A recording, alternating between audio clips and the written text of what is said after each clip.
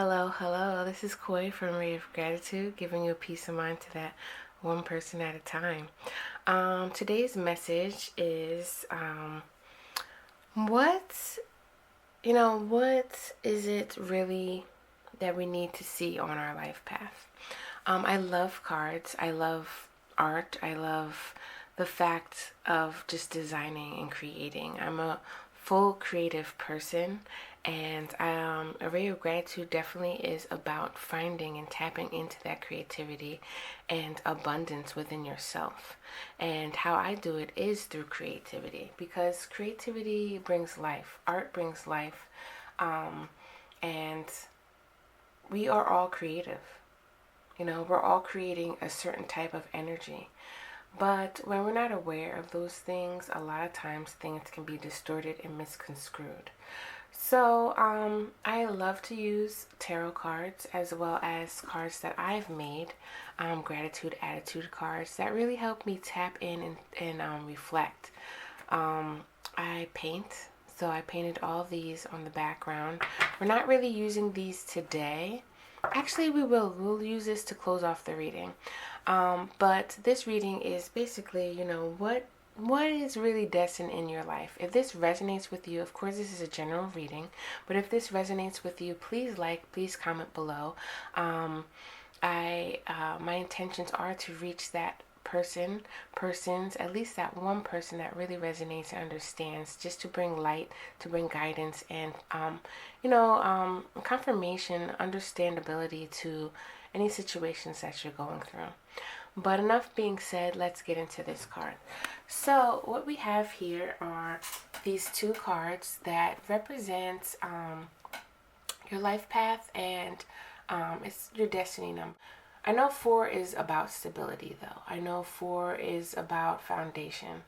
And with the 4 of cards, we'll talk about what that represents. 3 of Wands definitely is a card that is really funny to me about life path. When this jumped out, I'm like, okay, this card is really talking about expansion and, seeing a bigger picture. Sometimes it's waiting for things to come in, but to me, with this card here, it's more about going out and seeking, planning and just walking that path that you need to, that's waiting for you. 3 of Wands also represents transformation of dreams, turning them into concrete plans in preparation for you to take action. And really, if this is a card that's within your life path, it's really telling you that you have the power to really foresee things and make those dreams happen. You're a big dreamer. You know how to think ahead, look ahead. And you also have the power to go after those big dreams, to make plans, to move forward, and to really just transform a lot of things. I feel that your life path, if this resonates with you, like, this is something that you really will be like, you're almost like the master alchemist, like, how to really like look at a scenario, problem solve, and figure out solutions to get to where you need to go. And the 4 of Wands here really is talking about, again, like, after we all need to like rest, you know what I mean? 4 of Swords is about resting, is about taking time for yourself. I like to say that this is a self-care card, but this is also about restoration. Like, they made this nest here, right? It takes time to make a nest. Don't get me wrong. I know it takes a lot of time. I remember reading something about the mother bird really like takes all day to like pick up things. They might take longer, I'm not 100% sure. But they really take all these sticks and leaves and make a home, a nest for their babies and for them to be hatched, and this is their home and this is their resting time. They're all sleeping, almost like when we go home from a long days of work. Move this out the way. Long day of work, and like, you come home and you just want to flop on your bed and sleep, rejuvenate, and restore your mind, your body, and anything on your heart even. So this is basically you dream big, you have the ability to move forward and take action, but you also need to have the ability to rest and take care of yourself in those times of taking action and moving forward. So this card represents what it is that you need to do to align with your life path.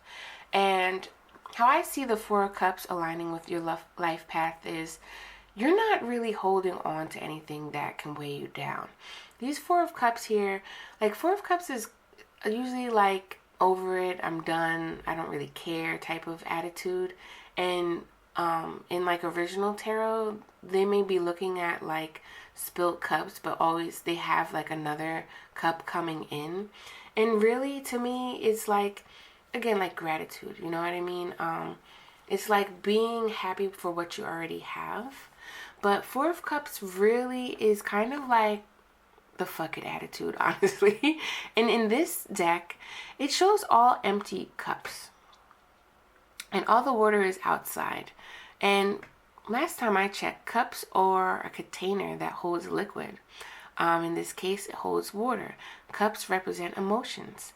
And, for you to align with your true life path, it really is about not holding emotions from other people, not holding emotions from past experiences. It's really saying like to just get over it. And a lot of times we can't just get over it when a lot of big things happen. If you're a really emotional person, it's very hard for you to get over things. But for you to practice a way to release and remove emotions that aren't serving you and empty them out, that is something that is really, imperative for you to do to stay on track with your life path, your life mission. Also, I was also thinking too, like, you can't really help others along your life path if you have an empty cup. Four also, which is taught right here in Four of Swords, like I was saying, talks about stability. And you won't be stable, emotionally stable, if you're trying to help other people with empty cups. You're just going to relapse. You're going to fall, collapse. That's the word I was going to say. Like it's not stable. And these cups aren't even these cups are like floating in the air kind of. They're not even stably down, in the water. They're floating. And another thing, you got to be really emotional stable, basically. That's the key. And there's numerous ways to do that, but you got to find which ways to do that, which ways that help you tap in further and deeper into your emotional stability,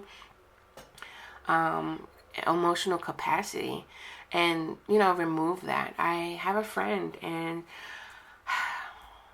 they just don't see.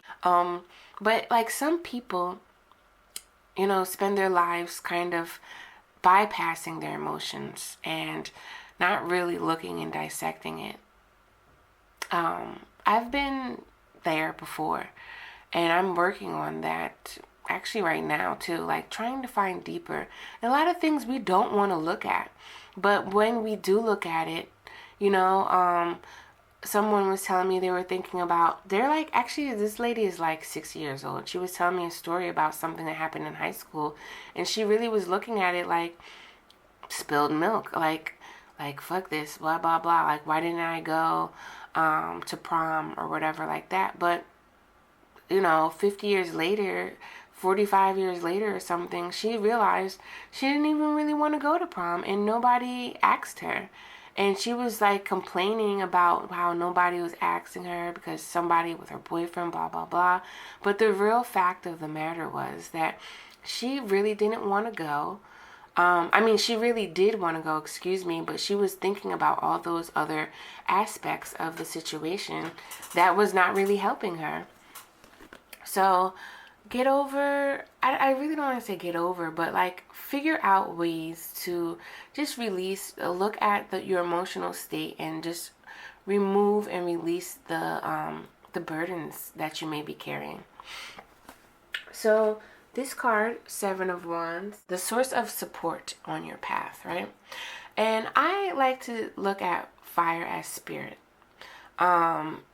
This isn't really like in depth, but if you're in tune with spirit guides, or God, whatever you want to call it, this is really telling you, the higher power, the unseen, that there is somebody, your guardian angel or whatnot, really guiding you to be determined, really guiding you to get over any obstacles that you may think may be in your way. And I kind of like to look at this like they're right here saying, come on, you can do it. Yes, things are hard. Yes, things may look scary. But once you get to me, you just don't know how much overjoy and fulfillment you're going to feel. It's like you're looking at this kind of, at least that's what I did. I looked at this right here. And this card is really funny because it's really giving you that perspective of just looking at like, whoa, like being there almost. Like this is a really shitty ass bridge here. And it's like, but if you have the courage, the strength, and the determination to move and get past that, you really can. But right here, if you continue to look at what's broken, what's like making you scared, what's making you not want to go forward, you're not. You're going to just stay there. But if you can look at this and have the strength and the determination and the courage to be like, yes, I am coming to you, then you can. And Source says that they have your back. There's other people surrounding, other spirit, let's just say, surrounding you saying, yes, you can do this, you can do it. But don't keep looking at this. Look at that. It's almost like that flame is like, keep your eye on me, keep your eye on me. It reminds me of, what's that movie called? I can't remember, but it was like they were at a scenario where they were above, stories high, like type walking or something, and like people were like shooting on them. It was like some fiction movie, but the guy that was guiding the girl to walk the typewriter across to get to the other side, he kept telling her, don't look down, keep your eyes on me. And that's really what it's saying. Be determined enough, have enough strength, faith, and courage to get through. And no, keep your eyes on the prize. Don't keep looking down at shit that may look scary or even think about that. Like, you have that strength and agility to do that. But that's only if you keep your eyes on the prize. If you keep your eyes on that source of value and not source of just bullshit, So this card right here is talking about, this card here is talking about your overall mission on Earth. And yes, strength. You are strong. And this card, this is not your typical tarot deck, obviously, right? And I know some people think snakes are like evil, but people think tarot is evil too, right? This here is telling me that you have the ability to hold space for things to blossom and bloom out of dark times and allow people to grow. Do you see how they have, like, there's two roses that are blossoming out of this. This snake to me represents like shedding skin. Snakes shed skin all the time, and metaphorically it's like they're leaving behind, they naturally leave behind a layer that they don't need. And we all do, honestly. When we level up, we do shed a layer of ourselves that really don't serve us anymore. Because if you didn't do that, that would be staying in the same place. But if you step up, you're going to have to let something go.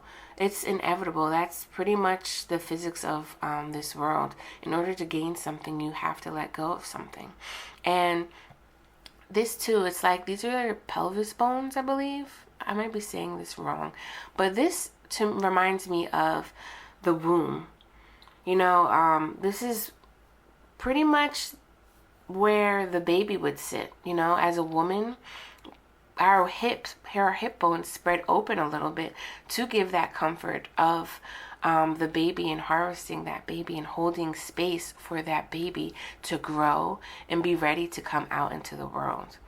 And you have the ability to do that. You have you can hold a big space for people to grow and shed their skin. So that's really what you are, you're here to do, to create new things for people and show people new ways. And this right here supports that, because it says what this one represents, what talent you should start working on, right? And this really reminds me of gratitude. Nine of Cups is really about like letting that energy in, letting that light and that fulfillment. You know, Ten of Cups is all emotional fulfillment. Nine of Cups is like right on the brink of it. And like literally, if you were these cups sitting in this what are those things called? I forget.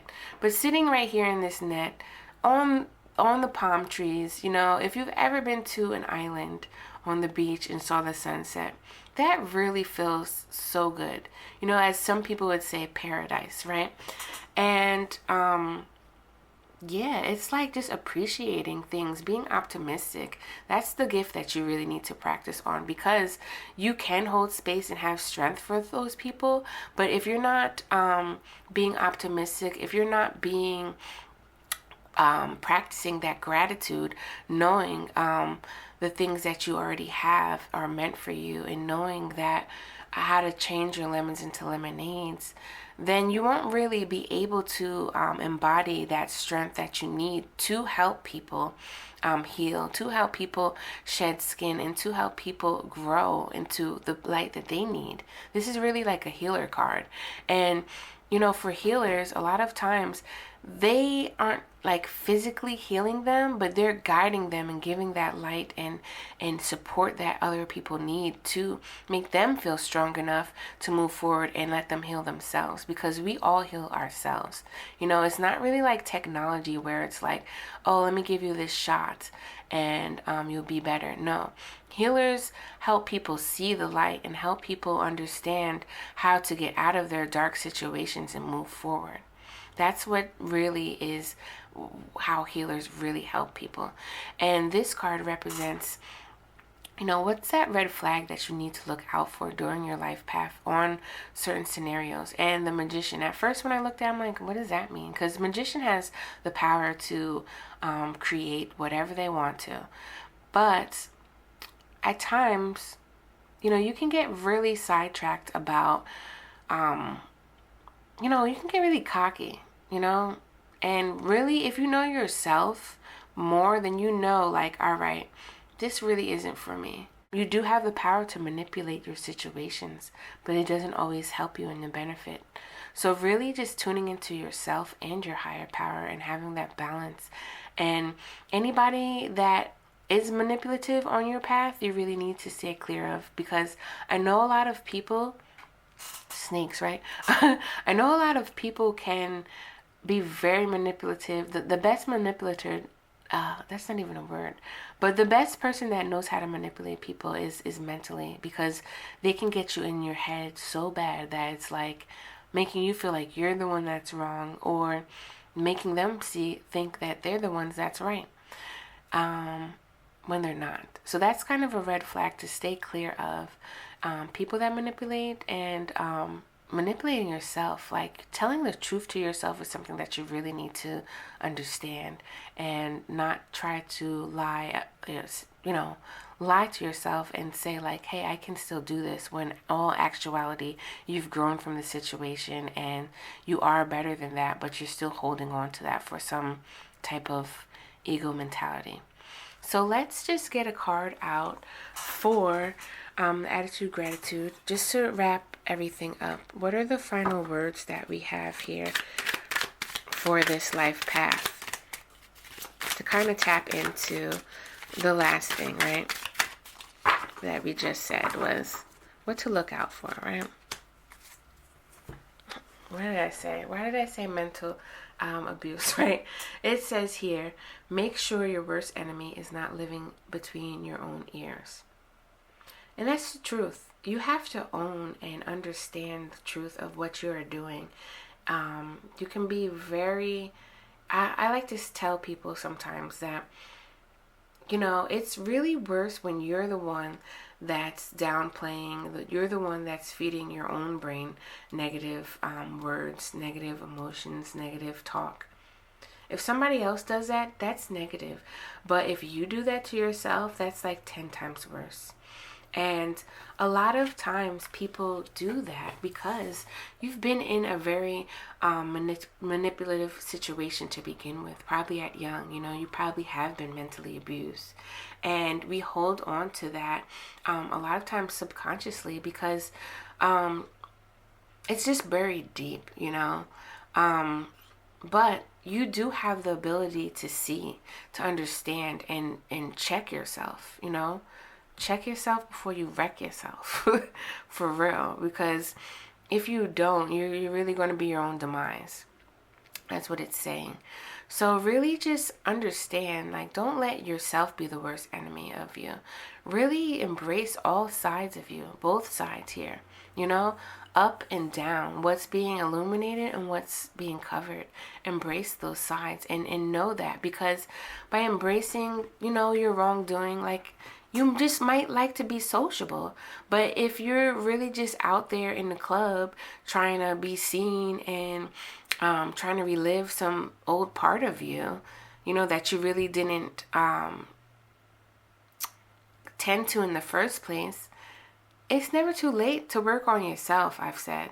You can say, oh, it's too late to go to the prom, like I was talking about that person, right? But at the same time, it's never too late to recognize what happened in the past and say, you know what? No more.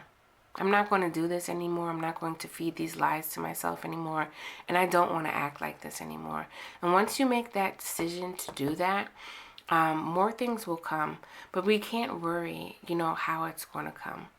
It's taking ownership and responsibility of your emotions, your actions, and really understanding, really working on what works best for you. So I hope that you guys resonate with this message of, if somebody's trying to figure out what their life path is, which way that you need to go.